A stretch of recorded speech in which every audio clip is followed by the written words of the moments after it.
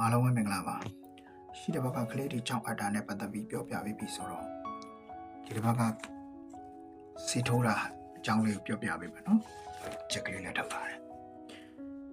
immigrant visa နဲ့လာတဲ့သူတွေအတွက်ကလေးတွေပါလာတဲ့သူတွေအတွက်ပေါ့နော်ပထမဆုံးအမေရိကန်ကိုစရောက်ပြီးဆိုရင်တစ်ပတ်လောက်တော့နားပေါ့တစ်ပတ်လောက်နားပြီးတာနဲ့ကျွန်တော်ဆဦးဆုံးလောက်ကမယ်အလောက်ကကိုနေတဲ့ပြည်နယ်ရဲ့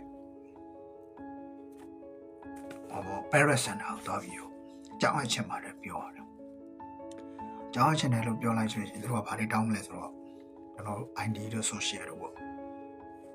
ဆက်ဆံရောက်ချင်းတော့ကျွန်တော်တို့က social တွေ ID တွေမရှိတဲ့အတွက် immigrant visa ပါတဲ့ passport ယူသွားရတယ်။နောက်တစ်ခုကကိုလက်ရှိတဲတဲ့အိမ်ရဲ့ imagine နာမည်နဲ့လာတဲ့ဖုန်းပေတို့မီတာပေတို့ရေပေတို့ပေါ့ပေတမျိုးမျိုးခေါ်ဆောင်လာတဲ့ပေတို့စိုင်းနှစ်အိတ်ကိုယူသွားပါတယ်ထောက်ကချက်အနေနဲ့ဒီမှာနေတဲ့ဆိုတဲ့အကြောင်းပေါ့နော်ဘာလို့လဲဆိုတော့သူကဒီအိမ်နဲ့နေတဲ့အကြောင်းလေးကိုချပေးမှာကြီးကိုအဲ့ဒါလို့တယ်ပြီးတော့ကျွန်တော်တို့ကလေးတွေကာကွယ်ဆေးထိုးပြောပါမယ်ကာကွယ်ဆေးထိုးဖို့ပြောမယ်ဆိုရင်တို့ကကာကွယ်ဆေးထိုးခဲ့တဲ့မှတ်တမ်းတွေရှိလားမေးပါလိမ့်မယ်ဒီလိုမြန်မာနိုင်ငံမှာထိုးခဲ့တဲ့မှတ်တမ်းတွေရှိလို့ရှိရင်တို့တွေပြန်လာရင်ပိုကောင်းပါတယ်မရှိဘူးဆိုလည်းတို့ကအသက်ကလည်းပြန်စပြီးတော့ထိုးပေးတယ်ဒီမှာကအသက်16နှစ်မပြည့်တဲ့ကျောင်းသားတိုင်းလိုကာကွယ်ဆေးထိုးရတာဗရန်စန်တာကနေပြီးတော့ဆေးထိုးဖို့အတွက်စေကန်းလိပ်စာတွေဒန်တဲ့အတွက်စေကန်းလိပ်စာတွေကိုပေးပါလိမ့်မယ်အဲ့ဒါမှကိုကကြိုတင်ပြီးတော့ appointment ယူရပါတယ်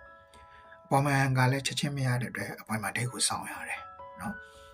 appointment date ကိုစောင့်ပြီးတော့ appointment date ကြာလို့ရှိရင်သွားပြီးတော့ကျွန်တော်တို့စီးကမ်းမှာဖောင်လေးဖြည့်ရတယ်။ဘာဖောင်လဲဆိုတော့ကလေးကဟိုမှာကြီးမမခွက်စိတ်ဘူးလားရှိလားစေုံတက်ခဲ့ဘူးလားနောက်တစ်ခုကဘာနဲ့ဘာစားစားလေးနဲ့မတည့်ဘူးဘယ်ဆေးလေးနဲ့မတည့်ဘူးဒါမှမဟုတ်အစသဖြင့်ဖြည့်ပြရ